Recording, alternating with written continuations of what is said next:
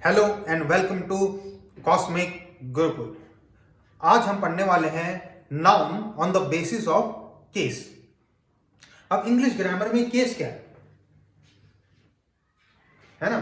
Case मतलब यहां पे अब सिंपली समझ लीजिए, हमने नाउन को कुछ नाम दे दिए, वो सेंटेंस में किस रूप में बैठा है उस बेसिस पे हमने उसको नाम दे दिए। जैसे कि हम पढ़ चुके हैं सब्जेक्ट क्या होता है ना? सब्जेक्ट हमारी कहानी का हीरो होता है जिसके बारे में पूरी कहानी होती है। यानी सेंटेंस अगर लिखा गया है उसमें एक सब्जेक्ट होगा, ठीक है, उसके बारे में सेंटेंस में कुछ ना कुछ बताया गया होगा। तो जो सब्जेक्ट है वो एक नाउन होता है, प्रोनाउन भी हो सकता है, बट बेसिकली हम यहां पे नाउन के बारे में पढ़ रहे हैं।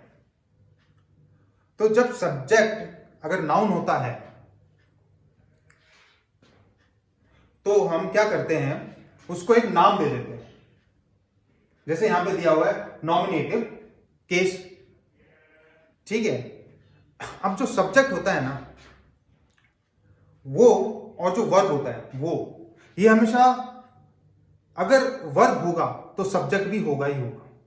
वर्ब बिना सब्जेक्ट के नहीं रह सकता, ठीक है। ये दोनों एक दूसरे से जुड़े हुए हैं।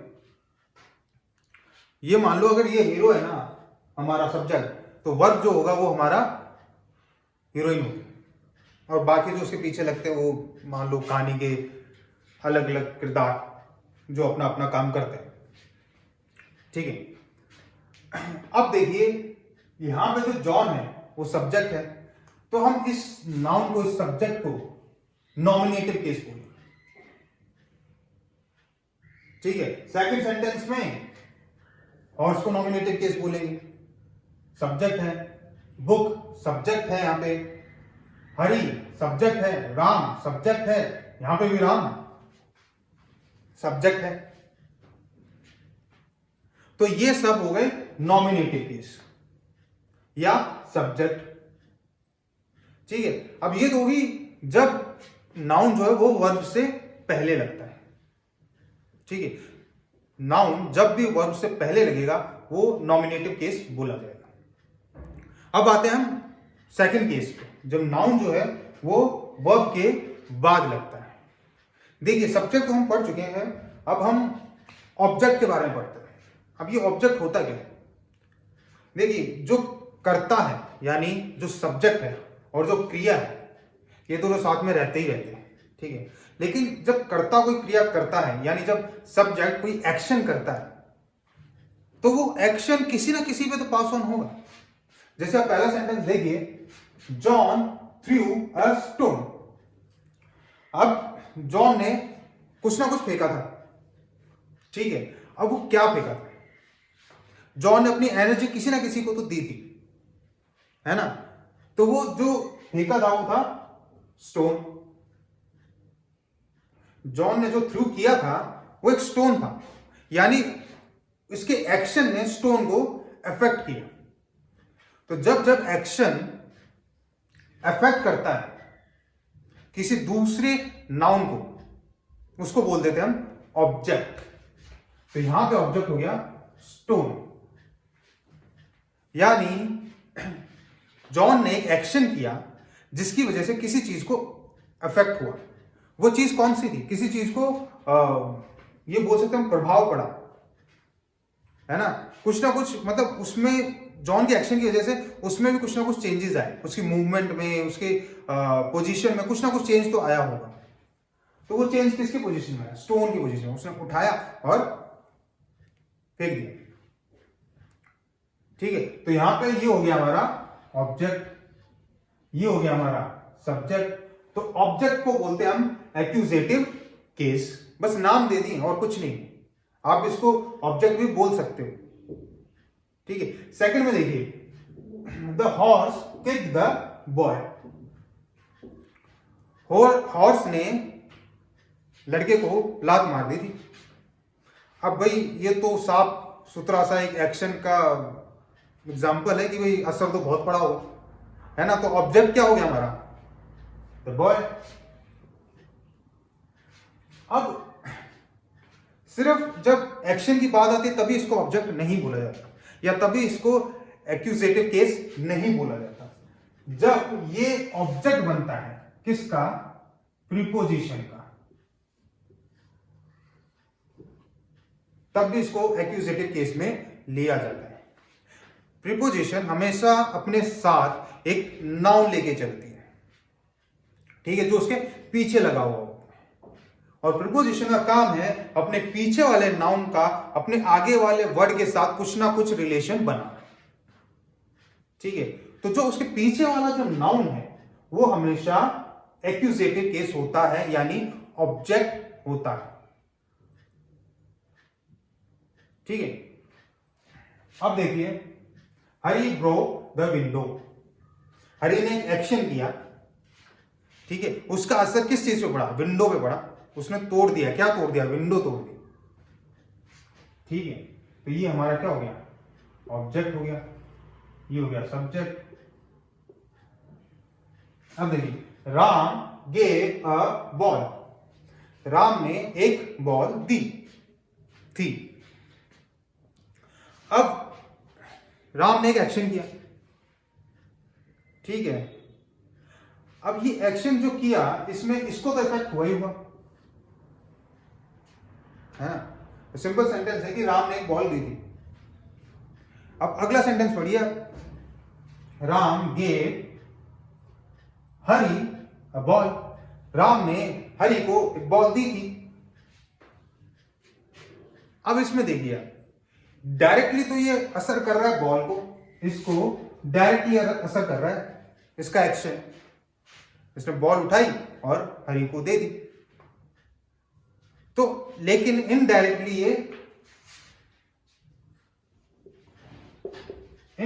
ये हरी को भी अफेक्ट कर रहा है।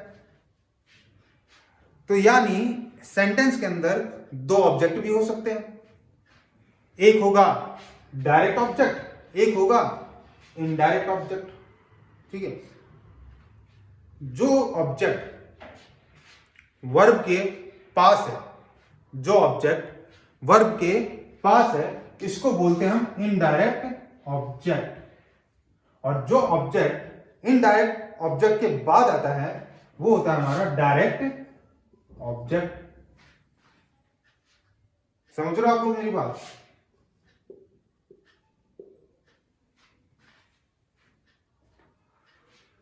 यानी हमने यहां पे दो चीजें सीख ली, एक तो ऑब्जेक्ट क्या होता है, दूसरा इनडायरेक्ट ऑब्जेक्ट क्या होता है।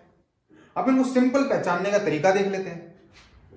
अगर सब्जेक्ट यानी कर्ता कोई क्रिया कर रहा है, कोई एक्शन कर रहा है, और उस एक्शन का क्वेश्चन व्हाट से शुरू हो रहा है, जैसे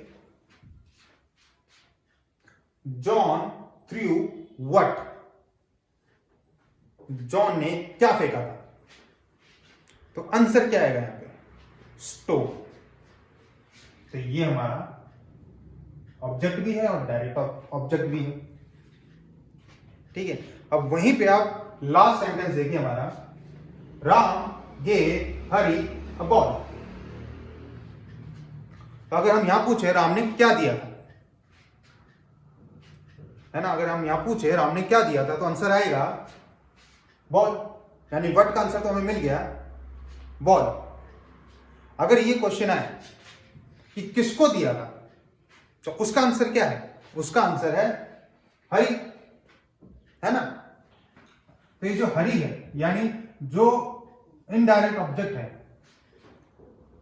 इसका क्वेश्चन होता है whom, किसको।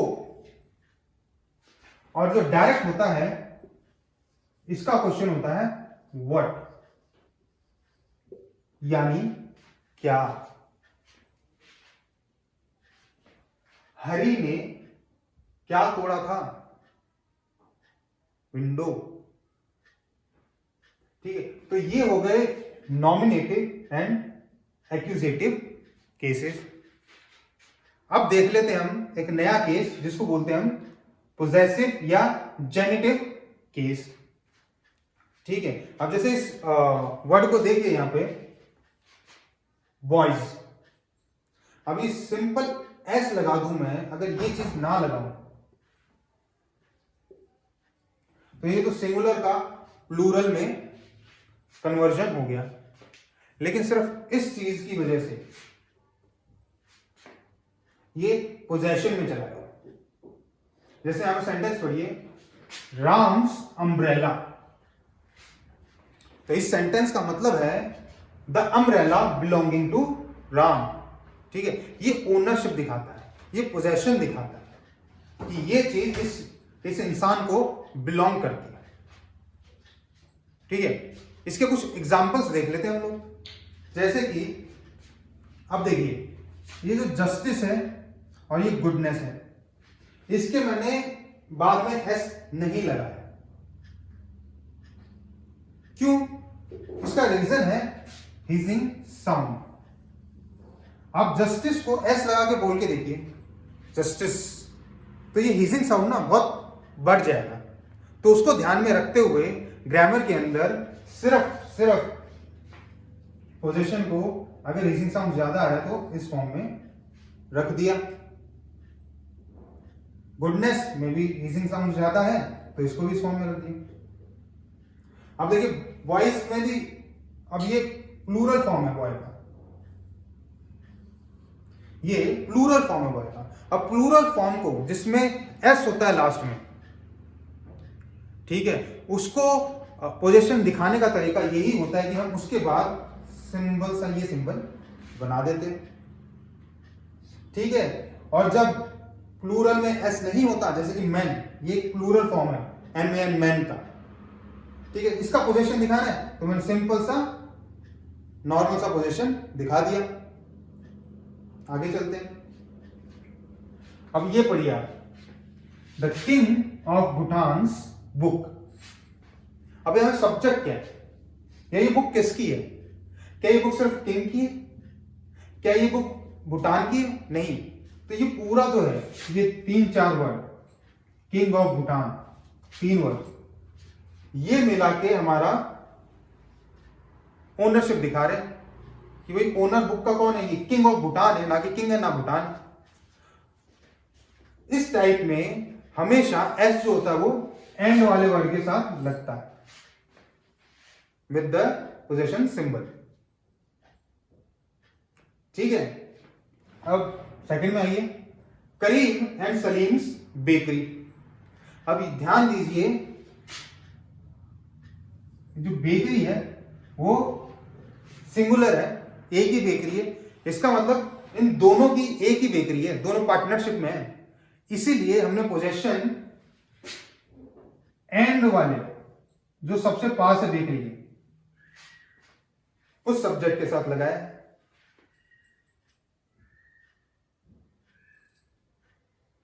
ठीक है, अब इसी का एक और केस देख लीजिए, राजा राउज एंड आर के नारायण्स नॉवेल्स। अब यहां पे देखिए, ये नॉवल नहीं है, नॉवेल्स है।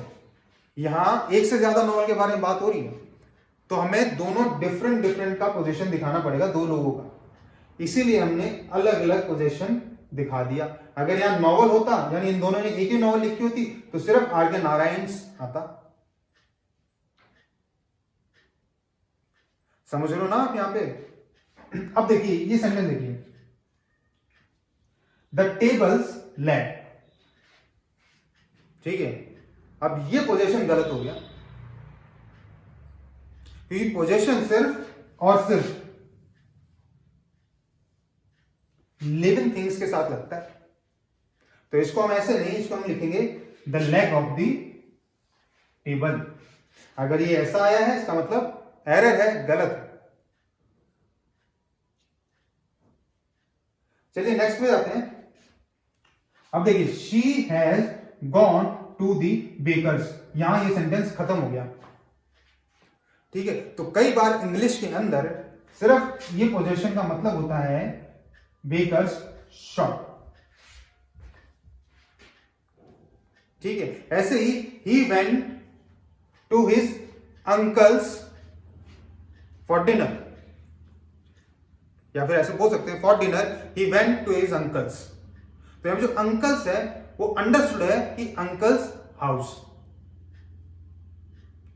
ठीक है, तो ये कुछ केसेस थे जिनकी बेसिस पे हमने पहचाना कि भाई अगर सेंटेंस में जो नाउन है वो कर्ता का काम कर रहा है, यानी वो हीरो है सेंटेंस का, तो उसको हम बोलेंगे सब्जेक्ट या फिर नॉमिनेटिव केस।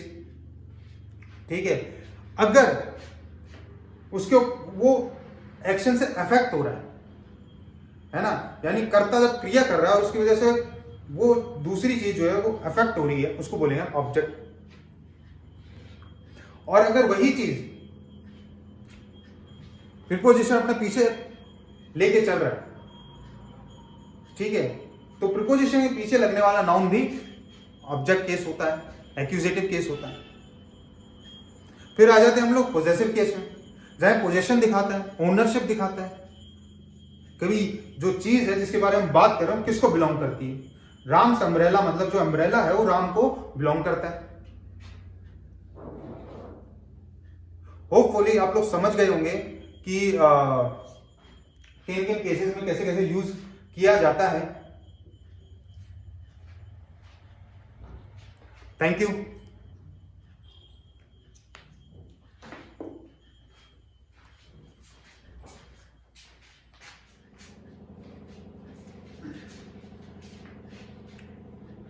तो अभी तक हम लोग पढ़ चुके हैं कि नाउन को हम एज अ सब्जेक्ट यूज कर सकते हैं जो कि सेंटेंस का हीरो होगा, नाउन को एज एन ऑब्जेक्ट यूज कर सकते हैं, जो सब्जेक्ट कोई क्रिया कर रहा होगा, कोई काम कर रहा होगा, उसका इफेक्ट उस ऑब्जेक्ट पे पड़ेगा। ठीक है, तो ये जो सब्जेक्ट है, जो ऑब्जेक्ट है, ये सिर्फ नाउन एज अ वर्ड पे लागू नहीं होता है, ये नाउन एज अ फ्रेज और नाउन एज अ क्लॉज पे भी लागू होता है। जब कोई क्लॉज नाउन का काम करता है एक सेंटेंस के अंदर तो उसको हम नाउन क्लॉज बोल देते हैं। जब कोई फ्रेज नाउन का काम करता है एक सेंटेंस के अंदर तो हम उसको नाउन फ्रेज बोल देते हैं। यानी जब कोई फ्रेज सब्जेक्ट का काम कर रहा है तो नाउन फ्रेज होगा, क्योंकि सब्जेक्ट कौन बन सकता है, सब्जेक्ट सिर्फ नाउन बन सकता है। और जब कोई क्लॉज ऑब्जेक्ट का काम कर रहा होगा तो हम उसको बोल देंगे नाउन क्लॉज, क्योंकि ऑब्जेक्ट भी कौन बनता है, सिर्फ नाउन बनता है। ठीक है, तो उसके कुछ एग्जांपल्स हम लोग देख लेते हैं। देखिए, द बॉय वॉन्ट्स समथिंग, लड़के को कुछ चाहिए। What the boy wants, boy को क्या चाहिए, वर्ड का आंसर चाहिए, वर्ड का आंसर होता है समथिंग। यहां पे समथिंग लीजिए, उस समथिंग के नीचे अब सेकंड सेंटेंस पढ़िए, the boy wants to go home, boy चाहता है कि वो घर जाए, लड़का चाहता है कि वो घर जाए। अब देखिए, फ्रेज हम जानते हैं, फ्रेज में ना सब्जेक्ट होता है और ना वर्ब होता है, क्योंकि सब्जेक्ट और वर्ब दोनों एक दूसरे के बिना नहीं रह सकते। लैला मजनू, रोमियो जूलियट, वो सब्जेक्ट और वर्ब है हमारे, वो दोनों एक दूसरे के बिना नहीं रह सकते। तो फ्रेज जो होता है वो सिर्फ कुछ वर्ड्स का ग्रुप होता है जो कि एक मीनिंग बनाता है, but not a complete meaning. अब देखिए नेक्स्ट में, early to bed is a good maxim. ठीक है, अब इसमें सब्जेक्ट क्या है, किसके बारे में बात हो रही है, अर्ली के बारे में तो बात हो नहीं रही, ना सिर्फ बैड के बारे में बात हो रही है, इस पूरे के बारे में बात हो रही है। तो ये पूरा हमारा सब्जेक्ट है। ठीक है, और ये पूरा हमारा सब्जेक्ट है और ये एक तो है नहीं, तो इसको फ्रेज बोलेंगे। वैसे तो एक वर्ड को भी, नाउन को फ्रेज ही बोला जाता है। ठीक है, अगर आप ऑक्सफोर्ड की ग्रामर की बुक उठाएंगे या कैम्ब्रिज की ग्रामर की बुक उठाएंगे तो उसमें सिर्फ नाउन और नाउन फ्रेज को अलग नहीं कहा गया है। उन्होंने नॉर्मल बॉय को भी एज अ फ्रेज लिया गया, बट यहाँ पे सिंपल करने के लिए मैं आपको थोड़ा बहुत अंतर दिखा रहा हूं, कोई अंतर होता नहीं। ये जो बॉय है ये भी आपको उन बुक्स में फ्रेज ही मिलेगा। ठीक है, क्योंकि फ्रेज का मीनिंग होता है ग्रुप ऑफ वन और मोर देन वन वर्ड्स, एक या एक से ज्यादा वर्ड्स का ग्रुप, उसको फ्रेज बोलते हैं। तो एक है तो भी फ्रेज ही है ना। तो उन बुक्स में फ्रेज इसको भी फ्रेज बोला जाएगा, इनको भी फ्रेज बोला जाएगा। बट थोड़ा और इसको अच्छे से समझाने के लिए हम लोगों ने इसको ऐसे बांट लिया। बट हम उन बुक्स में देखेंगे इसको भी फ्रेज बोला गया है और इसको भी फ्रेज बोला गया है। तो अर्ली टू बैड जो है यहाँ पे वो सब्जेक्ट है, तो ये पूरा क्या हो गया, नाउन फ्रेज और subject is a good maxim, एक अच्छी कहावत है। यहाँ पे गुड हो गया एडजेक्टिव। अब ये हमारा नेक्स्ट चैप्टर है एडजेक्टिव क्या होते हैं, लेकिन उससे पहले हमें नाउन को बहुत अच्छे से पढ़ना है, बहुत अच्छे से कवर करना है, ठीक है। He hopes to win the first prize, he यहां पे सब्जेक्ट है, प्रोनाउन, होप्स यहां पे वर्ब, क्या चाहता है, क्या होप करता है वो, ये पूरी होप करता है, to win the first prize, not just to win, उसको जीतना है, लेकिन वो भी पहला प्राइज लेके आना जीत के, ठीक है। तो ये पूरा जो होगा ये नाउन फ्रेज होगा और ये होगा हमारा सेंटेंस का ऑब्जेक्ट।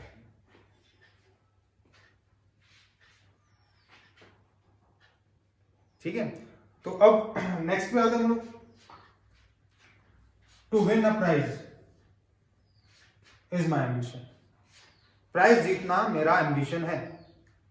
तो यहां पे क्या एम्बिशन है, to win a prize is my ambition, ठीक है। तो यहाँ सब्जेक्ट क्या है, यहाँ पे सब्जेक्ट है ये कि प्राइज जीतना मेरा एम्बिशन, तो ये हो गया हमारा नाउन फ्रेज। नेक्स्ट आते हैं, I expect to get a prize, मैं एक्सपेक्ट करता हूं कि मुझे एक प्राइज मिलेगा, है ना। तो ये जो हो गया, ये क्या एक्सपेक्ट करता है, ये हो गया हमारा ऑब्जेक्ट और नाउन फ्रेज। अब नेक्स्ट पे आते हैं लोग, I expect that I shall get a prize. अब सर इसको ध्यान से देखिए, आई shall get a prize,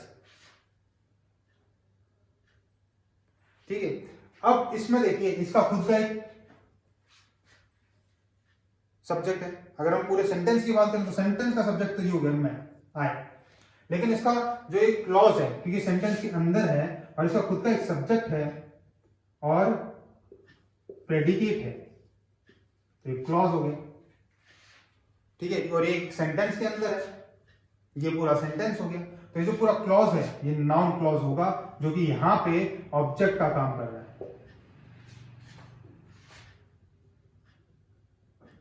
I hope आप समझ पा रहे हो मैं क्या कहना चाहता हूं और क्या समझाना चाह रहा हूं यहां पे, ठीक है। नेक्स्ट पे आते हैं, do you deny that you stall the watch, क्या तुम डिनाई करते हो कि तुमने वॉच चुराई थी। तो डैट के बाद जब भी आता है वो एक नाउन क्लॉज होगा। डैट के बाद जब भी कोई क्लॉज आएगा सेंटेंस के अंदर, ज्यादातर डैट के बाद एक नाउन क्लॉज आता है,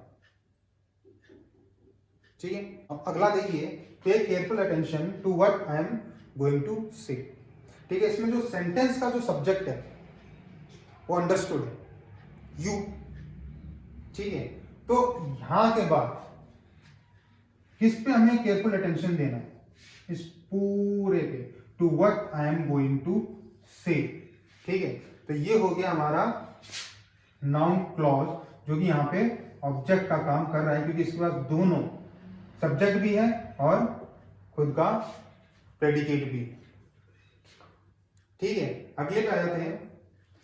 अब सेंटेंस का सब्जेक्ट क्या है, he denies stealing the money, ठीक है। यहां पे एक ही सब्जेक्ट है, तो he denies what, stealing the money, तो ये क्या हो गया, नाउन फ्रेज हो गया, जो कि यहां पे ऑब्जेक्ट का काम कर रहा है, ठीक है। यहां दो सब्जेक्ट देखेंगे आपको, जैसे कि इसका खुद का एक सब्जेक्ट है और सेंटेंस का जो सब्जेक्ट वो अंडरस्टूड है, पे केयरफुल अटेंशन, किसी को बोल रहा होगा तुम, यू, ठीक है, अब देखिए यहां पे भी 2 सब्जेक्ट हो गए। I expect that I shall get a prize. अब 2 सब्जेक्ट है यानी 2 वर्ब तो होनी चाहिए, क्योंकि सब्जेक्ट बिना वर्ब के नहीं रह सकता और वर्ब बिना सब्जेक्ट के नहीं रह सकता। ये दोनों तो जुड़े हुए हैं, ये तो रहेंगे सेंटेंस के अंदर, ठीक है। तो इसका तो हो गया वर्ब ये और इसका हो गया वर्ब ये। होपफुली आप लोग नाउन फ्रेज और नाउन क्लॉज समझ गए होंगे।